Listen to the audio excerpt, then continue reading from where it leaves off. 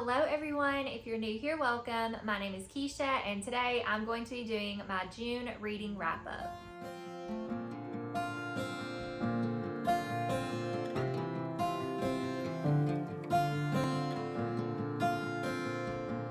For the past 5 months, I have been doing my reading wrap-ups with friends via live stream on my channel. So if you have missed any of my previous wrap-ups, you can check out the live videos and go and check out what I've been reading as well as some of my friends. I did feel like over time that it was a little more draining to do reading wrap-ups that way, and I felt like I wasn't able to just really revisit what I read throughout the months. And also, I know that not everybody always goes back to watch live videos and they don't show up the same as just sit down videos, so I decided to revert back to doing my reading wrap-ups this way. June was a pretty busy reading month for me. I honestly feel like May and June both were kind of crazy in regards to reading and just pushing myself to my limits. And I can definitely tell that being in July right now that I am ready for a slow down month and ready for some slowdown in reading and just putting my energy towards some other things. In June, I read 13 books, and I also participated in my friend Gwen from Gwendolyn Kinsinger's Talk Bookish to Me Patreon Survivor Reading Team Challenge. That was a mouthful. But that was such a fun reading challenge to participate in throughout the month of June. I was on one of 3 teams that got to compete against each other for the Survivor Reading Challenge. And at the end, it came down to just being singles competing against each other. And I did make it to the final week because I had an immunity idol that I held on to every week. However, I did not win Survivor, and that is totally okay because I had a blast playing, and I definitely look forward to more of Gwen's Patreon reading challenges in the future. I know she'll do readathons throughout each month, but I think her next reading challenge is in January. So if you ever want to check out Gwen's Patreon, that would be a great time. So because I was participating in the Survivor Reading Challenge, as well as because I was participating in a book club in Gwen's Patreon, as well as some buddy reads and other things, I did read quite a few books this month. So let's go ahead and talk about the kind of random books first. I want to start out with the 2 middle grade books that I read because these were not originally on my TBR, but I did read them for Survivor because I had to fill some certain prompts, so I grabbed these off my shelf. I have been wanting to reread Because of Winn-Dixie by Kate DiCamillo for a long time now. This was one of my favorite books as a child and also one of my favorite movies, and I could remember bits and pieces about it, but I couldn't remember a lot, so I'm really glad that I was able to revisit this book this month. It was a 5-star the first time that I read it, and it still remains a 5-star today. I don't often change middle grade ratings if I gave it a 5-star when I was a kid, so this still remains a favorite and a really good book. It's very short, so if you've never read it before or if you've never seen the movie, I highly recommend it. It still holds up today. I think it is very clean and you would expect it to be clean as a middle grade book, but nowadays you really don't know what's being put in middle grade books. So I would say this is a very clean, wholesome, family-oriented book. And it is following 10-year-old India Opal Baloney. She goes by Opal, and she and her dad live together. Her mom left them, and she ends up going to this grocery store, the Winn-Dixie, one day, and there's a stray dog in there. She claims him as her own and names him Winn-Dixie, and the story follows from there. I definitely think if you haven't read this book and if you need a short book to fill in any readathons or just a random short book to read between others, this is a great one to pick up. I also picked up Breathing Underwater by Sarah Allen. So I did read Sarah Allen's other book, The Nightmare House, last year and really enjoyed it. So I wanted to pick up more from her, and this one follows 2 sisters. They are going on this road trip, and one of the sisters struggles with depression, and the other sister is trying her best to just make her happy and do everything she can. And you kind of see their struggle going through this and living with this together, and also how the parents treat each of the siblings and how different people treat each of the siblings because one is struggling and one doesn't appear so much so to be on the surface. This is a really powerful middle grade story. I really enjoyed it. I gave it 4 out of 5 stars. Sarah Allen has a really beautiful writing style, and she just has a great way of telling stories. So if any part of this sounds interesting to you, I would highly recommend picking it up. I also read a couple of graphic novels this month. So I read Zeta the Space Girl by Ben Hatke. I don't really remember much about what this one is about. Again, I was trying to fit in some books for the Survivor Reading Challenge, but this one was kind of a little bit outside of my comfort zone, being about space and sci-fi. But it was a middle grade graphic novel about this girl who ends up, I think her friend falls into some kind of vortex or something and ends up in space, and so she tries to go rescue him, and she becomes Zeta the space girl.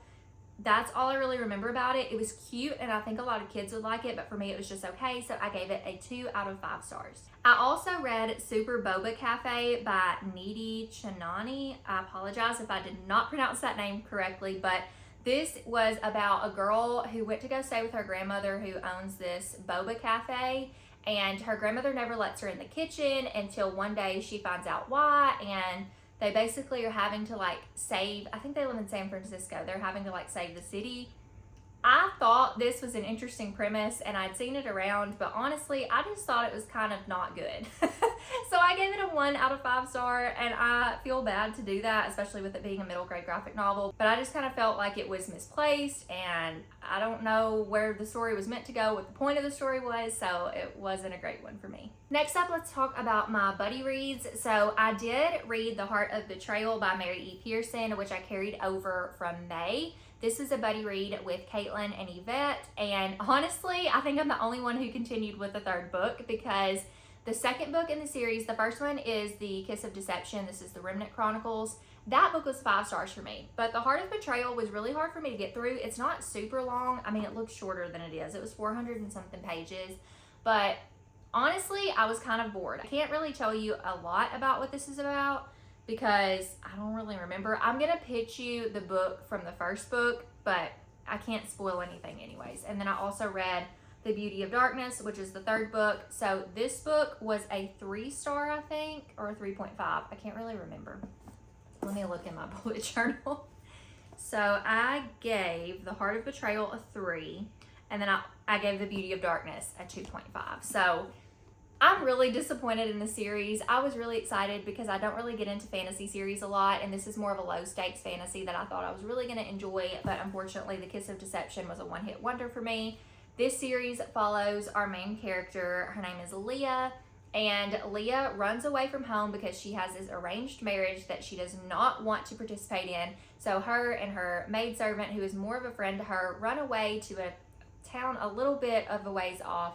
She becomes a waitress at this tavern, maybe? I don't think it's a tavern. I think it's an inn with a bar. I don't really know, but she becomes a waitress, and these 2 men show up. One of them is an assassin sent to kill her, and one of them is the man she was meant to marry, and neither Leah nor the reader knows which man is which until the very end of the first book, and that is revealed. And that first book was just so good, but like I said, these 2 were just a little bit lackluster for me. I also buddy read Verse and Vengeance by Amanda Flower with my friend Gabby. This is the 4th book in the Magical Bookshop Cozy Mystery series, and I absolutely adore this series. It is my favorite cozy mystery series to date. Amanda Flower never disappoints. I love her writing, I love her settings and her characters.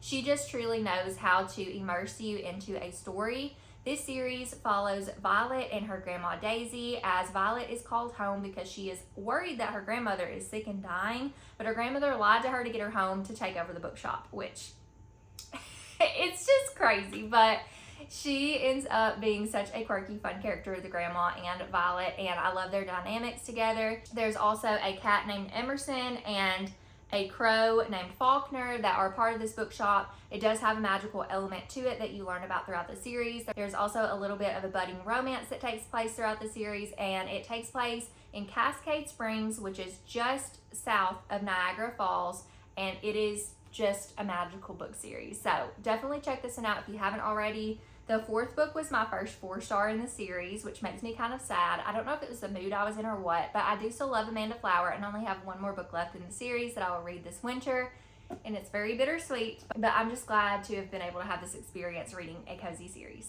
Then I buddy read Land of Silence by Tessa Afshar with Lauren, Caitlin, and Jordan, and we all really enjoyed this story. This was my second Tessa Afshar book. The first one that I read by her was In the Field of Grace, and it followed the book of Ruth from the Bible. I gave that one 5 stars, and I think it's still my favorite. But In the Land of Silence follows the woman with the issue of blood from the New Testament.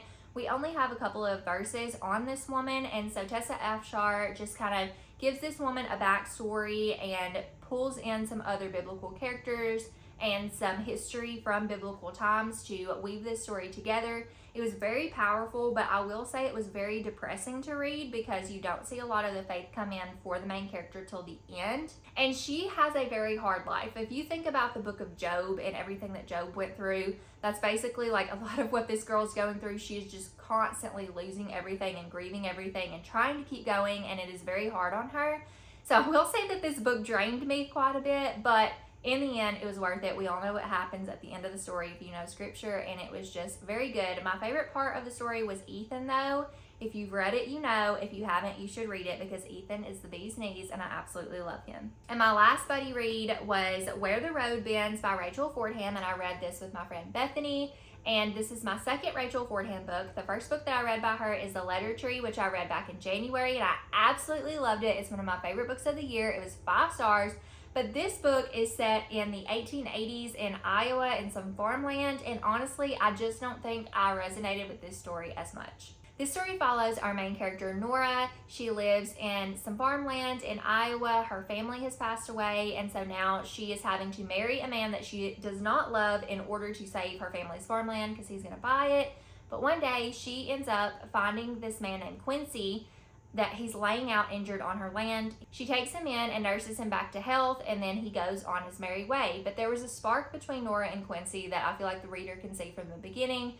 It jumps 5 years into the future, and you pick up where things left off after Quincy left Nora. And I won't say anything more because the synopsis doesn't say a lot about this story, but I will say that this was also a little bit heavier to read at times, and sometimes it was a little boring, had some lulls in the story, and I don't really see that there was a point of it being set in the 1880s because it could have been set at any time for this to happen. I think maybe not any time, but I didn't really see the significance and the historical importance of being set during this time because there wasn't a lot of history poured into this story, and it is more of a historical romance. So I did enjoy it okay. I think it was a good story, but it wasn't my favorite, so I just ended up giving this one a 3. Next up, I want to talk about 3 cozy mysteries that I read for a vlog. So I did a vlog where I read my friend's favorite cozies. So the first one that I read was Assaulted Caramel by Amanda Flower, and this is Caitlin from Pride and Paperback's favorite cozy mystery, or one of her favorites. I kind of cheated. So just know this is one of these girls' favorites. So Assaulted Caramel is by Amanda Flower, who's the same author as the Magical Bookshop Mystery Series. So I had leveled expectations, maybe a little bit high for this, but leveled because I don't love foodie cozy mysteries, and this is a candy shop mystery. It's actually an Amish candy shop mystery, and I was really pleasantly surprised that I enjoyed a foodie cozy. This takes place in Harvest, Ohio, in an Amish community. However, there's not just Amish people in this community, there's other people as well, and some people really love the Amish and some people don't quite as much. This girl named Bailey King, she currently lives in New York City and works at the world famous JP Chocolates, and she is up for a life-changing promotion when she gets news from her grandmother that her grandfather is actually really sick and maybe passing soon. So she ends up coming home and goes to her grandparents' Amish candy shop, and not too long after she gets there, there is a man found dead in the candy shop, and her grandfather seems to be a prime suspect as well as her. So she has to stay and sort this out. This is a great cozy mystery. Not my favorite. I did give it a 4-star. It wasn't quite a 5-star feeling for me, but I could definitely see revisiting these characters and continuing on in the series. Then I read Cheddar Off Dead by Corinna Moss. This is Lauren from Lauren Jean's favorite cozy mystery, or one of her favorite cozy mysteries. Again, I don't love foodie cozies. I haven't had the best luck with them, but I was pleasantly surprised that I gave this a 3.5. I enjoyed the story overall, but it was just kind of a mid cozy for me. Probably not one that I'll continue in the series with, but it follows Willa Bauer. She has just moved to a new small town in the Sonoma Valley, and she opens this cheese shop, and there's a murder that takes place right outside of it, and she is a prime suspect. So she's trying to figure out what happened. I think by the end of the story, I got into it a little bit more and got a little bit more warmed up to the characters. But overall, I was just kind of trudging through a little. I don't want to say trudging because it sounds like I didn't enjoy it, but I was just kind of reading and not super immersed into it with the characters or anything that was going on at the beginning. So that's why it was overall just like a 3.5 star for me. Midway cozy. Probably won't continue in the series, but I did enjoy it, and I will be keeping this one on my shelves. And the last cozy mystery that I read was Dead in Gondola by Anne Claire. This is a Christie Bookshop mystery series, and this is Jordan from Jordan Elaine's favorite cozy mystery. And I don't really feel like this read like a cozy for a long time. The writing was very different. I didn't love it. I loved the setting, but other than that, I was just kind of not in it. So this takes place in Colorado on this Swiss-style hamlet accessible by ski gondola and a twisty mountain road. There's a book chalet there that this girl named Ellie owns with her sister, I believe, and they are the Christie sisters. They have a cat named Agatha, so this is very inspired by Agatha Christie. And I believe that this first book is inspired by one of Agatha Christie's mysteries. I don't know which one. It's not one I plan to read, so I don't know if it spoils that mystery or not. It may, so just be aware of that going in. But it was just okay for me. It wasn't great. It just read, I didn't jive with the writing. I think that's really what it was, is I didn't jive with the writing. So I gave this a 2 out of 5 because it was just okay for me. But if you are interested in hearing any more of my in-depth thoughts as I was reading through these 3 books, I will link my Cozy Mystery reading vlog down below in the description. And the last book that I want to talk about for the month is a book that I read for Gwen's Patreon book club, and is also my favorite book that I read this month. And this might come as a surprise to you all, but it is The Last Murder at the End of the World by Stuart Turton. This is Stuart Turton's 3rd book. I have read his first book, The 7.5 Deaths of Evelyn Hardcastle, and I gave that book a 4 or a 4.5 star when I read it about 5 years ago. And I have no idea why I waited so long to pick up another one of his books, but I'm so glad that I picked this one up. Stuart Turton is kind of a unique author in that he writes each of his books, all mysteries, but within different genres. So his first book is a murder mystery, kind of locked room, Agatha Christie-esque. His second book takes place on a haunted cruise ship, and this book takes place on an island where everybody is kind of stranded because it's the end of the world and these are the last people that are alive. So it has a lot of vibes of like Lost. It also kind of has some vibes of The 100. If you have ever seen The 100 or The 100, I'm not sure if it's called The 100 or The 100, but that TV series, it gave me those vibes. There are definitely some dystopian and sci-fi elements in this, so if any of that piques your interest, pick this one up. I'm not much of a sci-fi girly, but I did rather enjoy this one, and I gave it 4 out of 5 stars. So yeah, I love Stuart Turton's writing. He definitely has more of a clever writing style. He's very intelligent, and he's one of those authors that writes stories where if you want to try to piece together clues as you read, he writes great stories for that. And he really makes you think. You want to read slow and just kind of digest everything. And I love that about his writing. So I ended up repurchasing after unhauling The Devil in the Dark Water to read, because that is his second book. And I've heard that his next book coming out is going to be a contemporary thriller. So I'm excited to see what he's going to do with that. And that, my friends, is all of the books that I read in the month of June. You'll have to let me know what your favorite book that you read in June was, and if I piqued your interest in any of the books that I talked about today. But if you made it this far in the video, make sure to not forget to like and subscribe if you want to stick around and see more videos from me. And also, if you don't mind, if you have nothing else to say and just want to leave a comment for support, if you could leave a book stack emoji down in the comments, that would be greatly appreciated. I love you all so much, and I will see you in my next video. Bye, friends.